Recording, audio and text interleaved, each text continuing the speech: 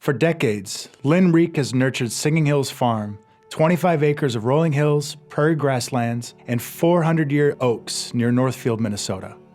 She's raised hundreds of goats and produced delicious cheese for local CSAs, restaurants, and farmers markets. But now the time has come for her to retire from farming.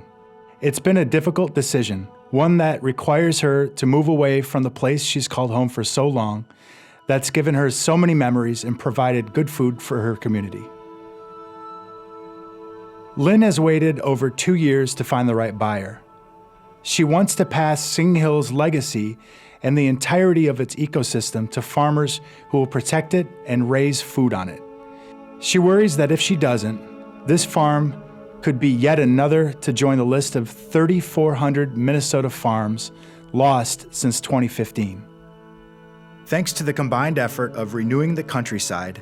American Farmland Trust, and other Farmland Access Hub partners, the Lohr family connected with Lynn. They share her love of the land and want to steward it into the next generation. Là tế nhà bé leo tế nhà bé một đòn bé tế tao tung bé lúa thế lẩu thì bé mà chấm lê cho bắp cứ ra. Giờ ô lên đó là ô chỉ tới chơi là chỉ tao nọ thế bé nhau tế chấm lo mà tao bé in nhớ cho nhớ ra là mua chiên là nó bị chặt công này giờ mua bát tế mua li nó tế chiên này là nó chỉ bé chỉ trong li tế chấm này ô tô gì. Nhâm là thế kiểu cũng một thôi thà tế thì mà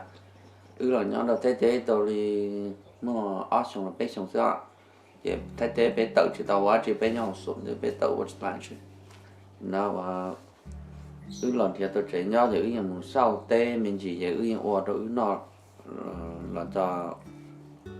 xong ở trên nằng gọng nó chỉ mà đi mua bố đồ trong để chỉ bé xong ra được nó sau ở nhiều chân tao rất là dễ cho strawberry possible cả của gió thì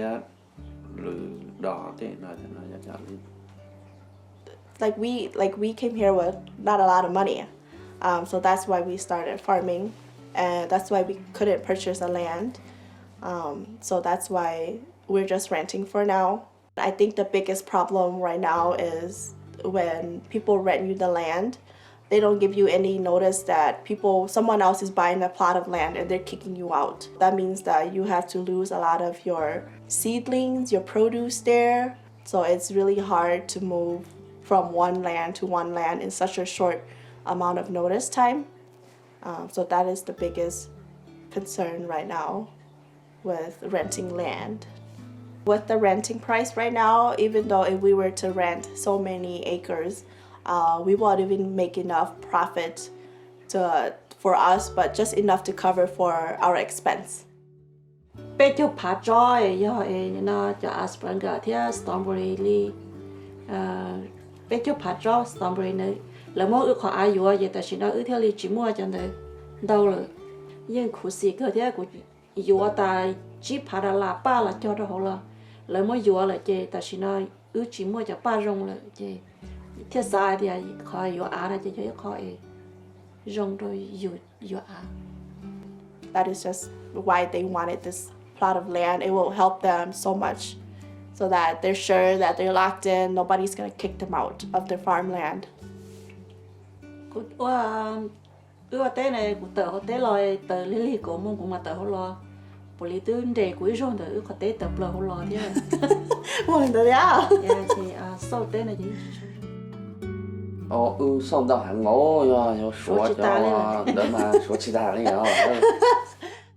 tôi đã ăn mà rong đó khỏi thì có tôi đã ăn thì rong đó khỏi thì có chỉ tao thì nhiều chỉ tao một sau được trâu đâu nào nè chỉ ta đi đó là này nó mà dù cho con nông cho họ cho con là bự xong đó họ là dù cho tao. With the farmland right now, they will try to plant more and maybe open up more to restaurants, local restaurants and local organizations, and maybe a few more farmers market as well. Cái gì mà cho rong cho lẩu cái nhà rong này có nông chỉ tuần thì nhẹ họ được hàng theo và khó rong ngoài nhon đỡ theo ô tế nữa là chị của chia sẻ để tớ cô chơi cho cái trò chơi một số chỉ tôi trò chơi cho rồi. So with renting land, you can't do as you want. You can't plant what you want. Your own land, and you're able to plant whatever you want and keep it there. You don't have to worry about who's gonna sell that farmland, who they're giving it to next year. So that's it's a major difference for them. They don't have any concern about having their own farmland. It's more peaceful for them. Ủa đây chỉ là nhiều là ở trong xe để phá tôi cho nhà sĩ bây giờ lỡ tàu cho cùng xe nào để chỉ mò là chỉ trong xe nó. Cô nói ấy giờ thì đó có thì cũng mà khỏi cũng trong xe chập lời mà giờ thì cũng ô tô ấy nhớ liền cỡ bị xử liền cỡ đó nhớ liền cỡ chỉ là tua đây muốn nói còn được khỏi cũng trong xe thì cũng ô tô cho trên cỡ tua đây một ba cỡ trên nâng luôn cỡ nào luôn thế này chị trong xe đó cũng chập phải tua đây thì bé chợ ô tê này chị bé chỉ tua chua non tàu chị bé chỉ tua chua chị ba đó bé chợ nâng cỡ cho xuyên tệ Tôi ba là ở trường đầu thế tại nên là ở leo tên là cô giờ tôi nâng chọn nhẹ cô ba chỉ đâu giờ bà làm đó cho nâng cho được ba